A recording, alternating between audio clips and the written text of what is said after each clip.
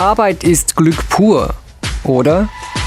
Nun ja, die Realität sieht meist ein wenig anders aus. Und doch wollen wir bei der Arbeit gefälligst glücklich sein.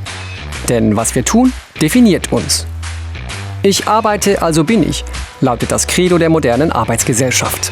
Unzählige Studien, Medienberichte und Ratgeber widmen sich deshalb der Frage, welche Faktoren uns bei der Arbeit glücklich machen. Stimmen diese Faktoren, sind wir bei der Arbeit glücklicher. Aber Moment mal, muss uns Arbeit überhaupt glücklich machen?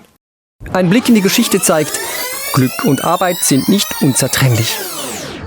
In der antiken Gesellschaft ist Arbeit ein lästiges Übel. Sie hält Menschen vom Denken ab. Diese Vorstellung von Arbeit hält sich lange, bis Luther den Menschen mächtig Dampf macht. Wer arbeitet und im Diesseits Erfolg hat, dem ist die Gnade Gottes sicher.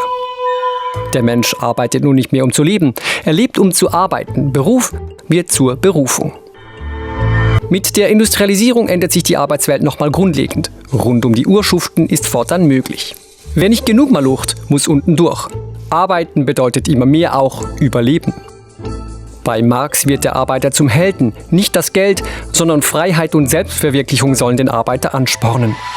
Heute, in Zeiten der Globalisierung, rackern sich die einen für einen Hungerlohn ab, während die anderen in ihren Jobs aufleben. Rund um die Uhr arbeiten und dabei glücklich sein gehört zum guten Ton, selbst wenn die Freizeit flöten geht.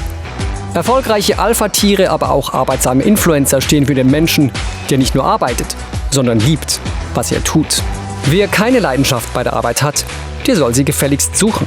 Doch muss man wirklich im Job aufgehen, für die Arbeit brennen? Unsinn, sagt etwa Philosoph Volker Kitz. Er sagt, das Glücksversprechen bei der Arbeit macht uns unglücklich. Unzufrieden macht uns also die überhöhte Anforderung an die Arbeit.